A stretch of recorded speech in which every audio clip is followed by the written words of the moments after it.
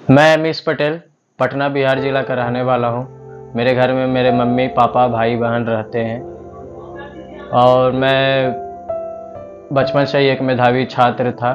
मुझे खेल कूद में भी काफ़ी रुचि थी और जब मेरी नशे की शुरुआत हुई तो ये सब सारी चीज़ें मेरे साथ जो भी शौक़ थे, मुझे खेल कूद में जैसे गाना गाने में, पढ़ाई लिखाई में, ये सब सारा मन हटते चला गया।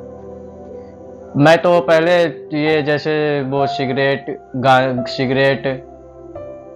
तंबाकू, गुटखा ये सब पहले छोटा मोटा नशा कर लिया करता था। ये भी करके जब मैं घर जाता था या फिर घर पे ही पुड़िया खा लिए, गुटखा खाते देख लेते थे तो गुस्सा करते थे, समझाते थे। सिगरेट पीकर चले जाते थे, स्मेल से बदबू जाती थी तो गुस्सा करते थे। तो मैं ऐसे कुछ भी बहाना बना देता था, नहीं मम्मी ये गलत कर दिए, अब से नहीं होगा। उस समय मैं 6 क्लास में पढ़ाई करता था। फिर मैं जब दोस्तों के साथ बाहर घूमने फिरने जाता था, मुझे धीरे धीरे बाहर की जब लत लगी कि मैं बाहर घूमने जाता था, सुबह शाम घूमने जाता था तो बड़े बड़े लोगों से दोस्ती हुई, हमसे सीनियर लोगों से दोस्ती हुई। तो उन लोग से दोस्ती हुई तो उन लोग सिगरेट, गुटखा, तंबाकू ये सब तो खिलाते पिलाते ही थे। उसके बाद फिर उन्होंने जब उन लोगों के साथ रहने लगे तो उन्होंने मुझे और भी बड़े नशे का लत लगा दिया। मुझे स्मैक की लत लग गई क्लास 7th में ही। 1 साल मेरे सिगरेट, गुटखा, तंबाकू ये सब में चलती रही। जब मैं 7 क्लास में गया तो इन्होंने मुझे स्मैक की लत लगा दी और स्मैक ने हमारी ज़िंदगी पूरा बर्बाद कर दी। जैसे कि मेरी ज़िंदगी पूरा अस्त व्यस्त हो गई। मैं चोरी करने लगा घर से, मैं जो फ्रॉड करने लगा, मैं झूठ बोलने लगा। ये सब बहुत सारी समस्याएं आई। जब मैं बाहर जाता था तो स्मैक पीते थे तो 1 दिन 2 दिन तो मुझे दूसरा वही जो साथ वाले थे वो पिला देते थे। जब मैं तीसरा दिन मैं उसके पास खुद से गया कि मुझे स्मैक पिलाओ तो उन्होंने मना कर दिया कि नहीं मैं नहीं पिला पाऊंगा, वो बहुत महंगा मिलता है, जो तुम पैसा लेकर आना तब पिलाऊंगा। मैं बोला ठीक है, तो कितना, तो वो बताया 200 रुपया। तो मैं घर से 200 रुपया लेकर आया। फिर उसने भी 200 मिलाए कि नहीं मिलाए पता नहीं, उसने एक पुड़िया लाया और मुझे पिलाया तो थोड़ा सा अच्छा लगा, क्योंकि 2 दिन पहले पिया था। जब मैं पहला बार पिया था तो मुझे वोमिटिंग भी हुई थी, बहुत ज़्यादा नशा लग गया था, अजीब सा होने लगा था, मैं वहीं पे सो गया था। दूसरा दिन भी वैसा ही हुआ। फिर तीसरा दिन मैं खुद से गया था, मुझे क्योंकि थोड़ा थोड़ा पैर हाथ दर्द दे रहे थे, शरीर दर्द दे रहे थे, खाने की इच्छा नहीं हो रही थी। जब मैं वो पी लिया उसके बाद मुझे खाने की भी इच्छा करने लगी। मेरी जो शरीर में तो दिक्कतें हो रही थी, जैसे वो सर पैर दर्द, हाथ दर्द, तो वो सब सारी ख़त्म हो गई। हम बोली ये तो अच्छी बात है। और मैं जब पी लेता था तो नींद भी बढ़िया आती थी। ऐसे ही मेरी कम से कम 10 से 15 दिन 20 दिन चलते रहा। उसके बाद फिर मेरे जो घर वाले को धीरे धीरे वो 6-7 दिन 8 दिन बाद पता चला था पहली बार कि कुछ तो नशा करता है ये, कुछ और लेने लगा है जो।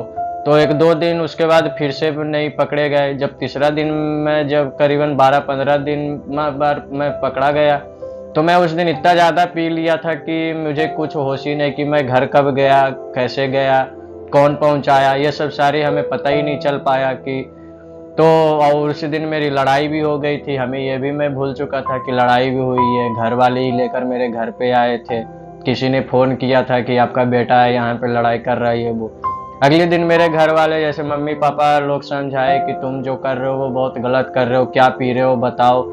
तो मैं फिर भी नहीं बताया। मैं बहुत झूठा बन ही गया था। तो मैं बहुत बढ़िया आदमी बनकर झूठ को सच में साबित किया कि मैं कुछ नहीं नशा कर रहा हूँ। मुझे चक्कर हो गई, लगने लगी थी, मुझे बहुत वीकनेस लग रहा था, इसीलिए मैं ऐसा हो गया था।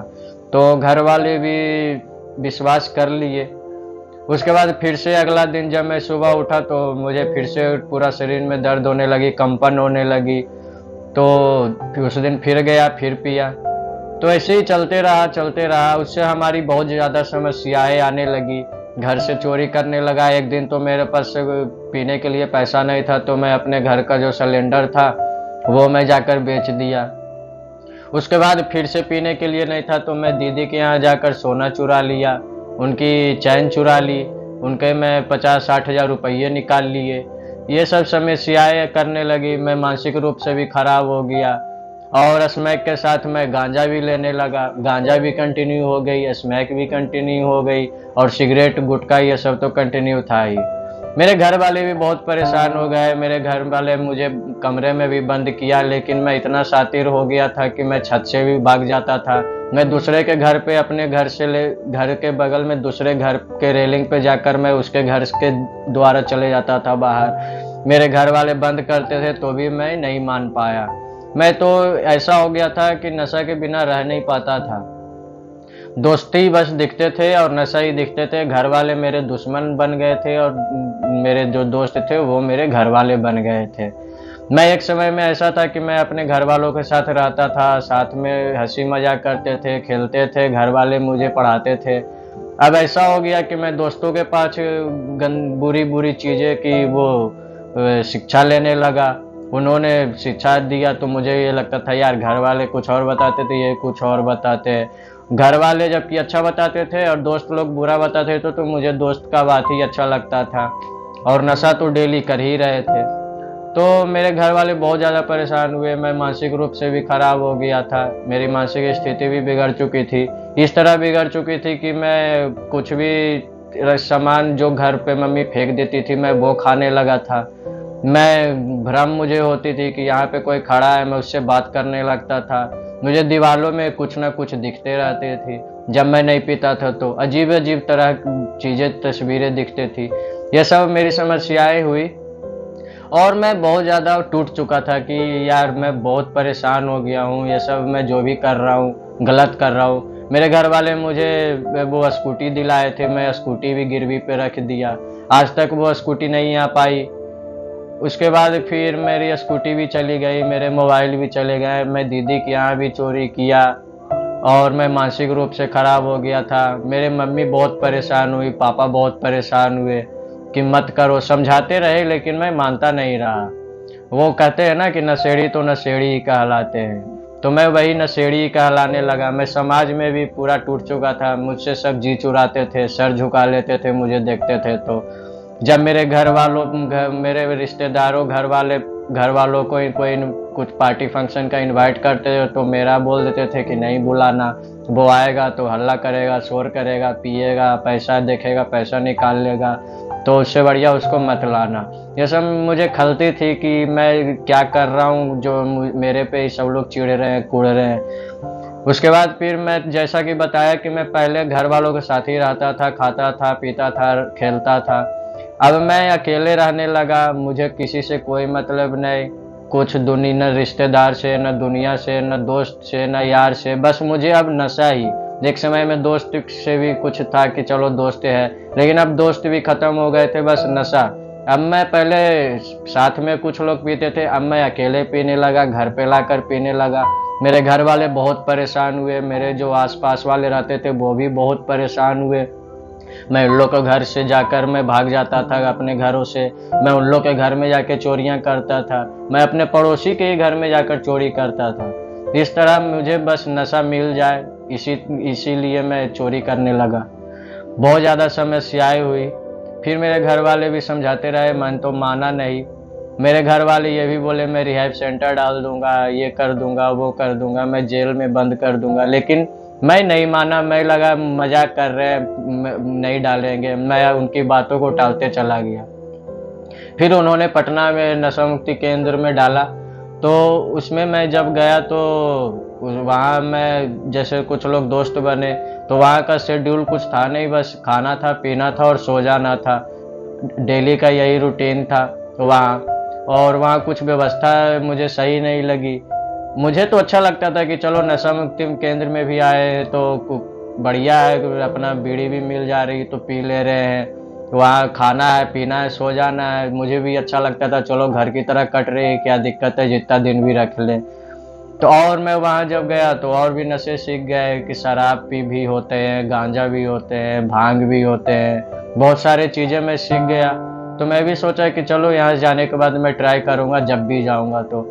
तो वहाँ तो मैं सुधर नहीं पाया, तो मैं फिर से वहाँ से निकला, तो मैं जो स्मैक जैसे 1 पुड़िया पीता था, 2 पुड़िया पीता था, वो मेरे ग्राम में बदल गए वहाँ से निकलने के बाद। साथ में गांजा तो पीते ही थे पहले से, वो भी बढ़ गए, जॉइंट बढ़ गए मेरे।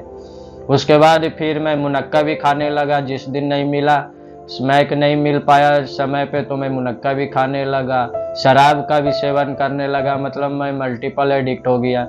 ये सब चीज़ें मेरे घर वालों को और बुरी लगी कि ये तो अब लगता सुधरने का नाम नहीं ले रहा। मैं रिहैब सेंटर भी 5 महीना छोड़ दिया, फिर भी ये नहीं सुधरा, अब क्या सुधरेगा, कहाँ भेजूँ। मेरे घर वाले भी मुझसे टूट गए और मैं तो टूट ही गया था कि मुझे बस नशा ही चाहिए। मैं तो टूट ही गया था और घर वाले भी टूट गए साथ में। लेकिन मुझे घर वाले मेरे से टूट गए तो मुझे अच्छा लगा कि यार चलो कम से कम कोई बोलने करने वाला तो कुछ नहीं है ना, अपना जो है मेरी लाइफ है, मैं अपना ज़िंदगी जीऊँगा, ऐसा मेरी सोच बन गई। मैं बहुत ज़्यादा वहाँ से निकलने के बाद और भी ज़्यादा परेशान करने लगा। पहले मैं कुछ चोरी करता था दोस्तों के, मतलब घर परिवार वालों के पास, वो मोहल्ले में। तो मैं अब जेब भी काटने लगा था जब पैसा नहीं मिलते थे। घर वाले भी अपने पैसे कहाँ रखते थे, नहीं रखते थे, मेरे कारण बस मुझे पता नहीं चलता था। मैं हर गद्दा ढूंढ लेता था, हर अलमीरा ढूंढ लेता था, नहीं मिलते थे, तो मैं बाहर जाता था स्टेशन के पास, बस स्टैंड के पास, मैं जेब काटने लगा।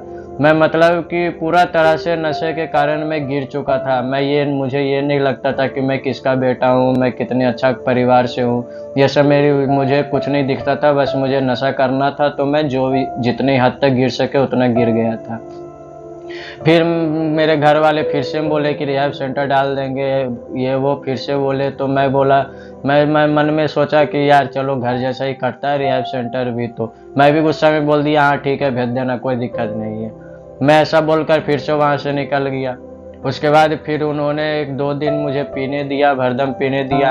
एक दिन क्या हुआ, मेरे पापा ने खुद मुझे लाकर दिया रात में और बोले पी ले तू। मैं उस दिन बहुत ज़्यादा टूटन में था, उस दिन मैं घर से नहीं निकल पाया और मेरे घर में मुझे जो रेलिंग के पीछे गेट लगे थे उसमें भी ताला लगा दिए, मेरे रूम में भी ताला लगा दिए। मैं छटपट आ गया था।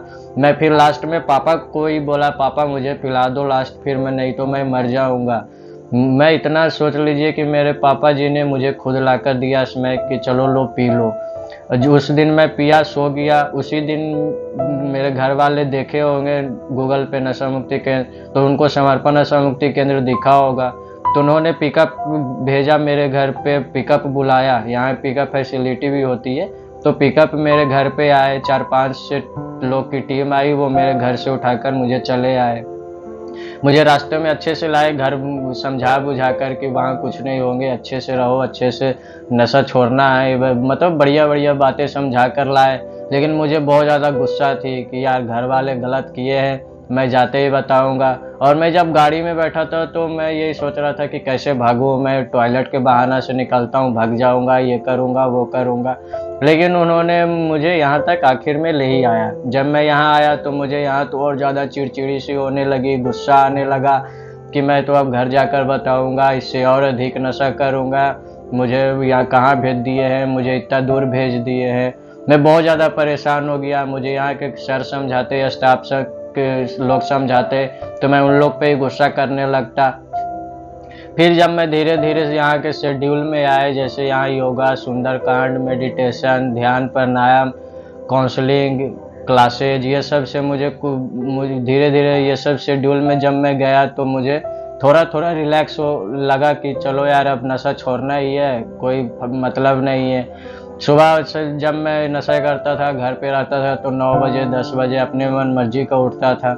यहाँ आया तो 4:30 बजे। एक रूटीन में मेरी वो बदल गई, घर से पूरे अपोजिट मेरी रूटीन हो गई। यहाँ मैं 4:30 बजे उठता, योगा करता, योगा के बाद फिर सुंदरकांड करते। सुंदरकांड, मैं बाहर नास्तिक था, यहाँ मैं सुंदरकांड भी पढ़ने लगा। मैं पहले तो कुछ दिनों तक देखा कि ये क्या हो रहे हैं, क्या पढ़ रहे हैं, फिर मुझे भी इच्छा हुआ कि चलो मैं भी पढ़ता हूँ आज। तो मैं भी उस एक दिन पढ़ा तो मुझे थोड़ा काफ़ी रिलैक्स मिली, जो हमारे मन इधर उधर भटक रहे थे वो थोड़ा रिलैक्स हुआ। उसके बाद फिर जो क्लासेज होते हैं सर, उसमें ये बताते हैं कि नशा कैसे छोड़ना है, नशा किस तरह से हम लोग को डुबा देती है, कहाँ तक लेकर चली जाती है नशा हमारी ज़िंदगी को, नशा के बिना भी एक अच्छी लाइफ है उसको जियो, ये सब सारी चीज़ें बताते हैं। उसमें मुझे भी काफ़ी सीख मिली कि नशा बहुत ही बुरी चीज़ है, वो तो सबको पता है, लेकिन मुझे ये भी सीख मिली कि नशा जो है वो मतलब में जितना भी पैसा रहते हैं समाज में, परिवार में, ये सब जगह कहीं भी इज्जत नहीं रखती है, सारी मिट्टी में मिला देते हैं ये नशे। जो भी नशा करते हैं उनकी सारी ज़िंदगी अस्त व्यस्त हो जाती है और हमारी मानसिक स्थिति भी खराब हो जाती है, जो मैं हो चुका था। उसके बाद फिर जब यहाँ भोजन भी मुझे बढ़िया मिलता, मैं अपने मन का तो नहीं खा पाता, लेकिन जो घर की तरह जैसे खाना होते हैं वो यहाँ खाना मिलते हैं, और ऐसा नहीं लगता कि मैं घर से बाहर का खाना खा रहा हूँ या फिर कहीं और का खाना खा रहा हूँ, ऐसा नहीं लगता, मैं घर का ही खाना खा रहा हूँ। उसके बाद फिर कुछ घंटों का मैं रेस्ट करता हूँ, जो मैं सुबह से शेड्यूल में अपने व्यतीत किया हूँ समय को, मैं कुछ घंटों के लिए रेस्ट भी हम लोग करते।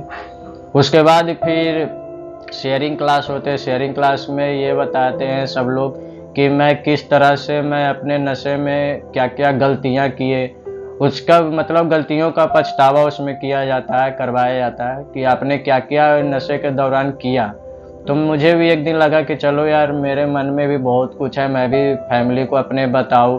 तो मैं भी अपने यहाँ के जो फैमिली है मैं उनको बताया कि मैं भी ये गलतियाँ किया, वो गलतियाँ किया, तो मुझे थोड़ा मन में रिलैक्स मिला। उसके बाद फिर भजन भी होते हैं, भजन भी बढ़िया इंटरटेनमेंट के तौर पे भी हो जाते हैं और भगवान का भी नाम लेते, माइंड पूरा रिलैक्स लगता है उससे। उसके बाद फिर हम लोग थोड़ा राइटिंग वो करते हैं कि हमने दिन भर में अपने ज़िंदगी के बारे में क्या क्या सोचा, मुझे कौन सी बात पे हंसी आई और कौन सी बात पे रोना आई, ये सब सारी चीज़ें लिखते हैं उसमें, अपने वो अंदर की मन को बताते हैं लिख कर हम लोग। उसके बाद थोड़ा देर के लिए इंटरटेनमेंट, जैसे जिसका मन वो कैरम खेले, लूडो खेले, चेस खेले, जिसका मन टेलीविज़न देखे।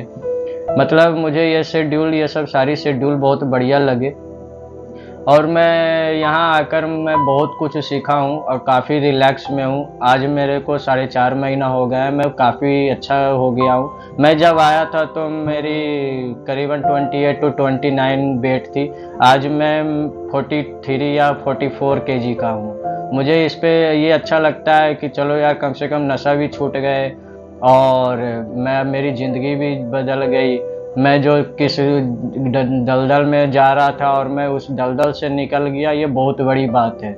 मैं धन्यवाद करना चाहता हूँ समर्पण नशा मुक्ति केंद्र को और यहाँ के जो संचालक हैं और यहाँ के स्टाफ को भी, जिन्होंने बहुत समर्थ किया हमारे साथ कि मेरे हर जगह पे, हर गलतियों पे बताया, समझाया। यहाँ के जो संचालक जी हैं वो भी मुझसे मिले तो बहुत अच्छी बातें बताए, स्टाफ के सारे मुझे हेल्प किए। मैं धन्यवाद करना चाहता हूँ यह समर्पण नशा मुक्ति केंद्र को, और मैं यही कहूँगा लास्ट में कि नशा को छोड़े और घर को जोड़े, नशा नाश की जड़ है। धन्यवाद।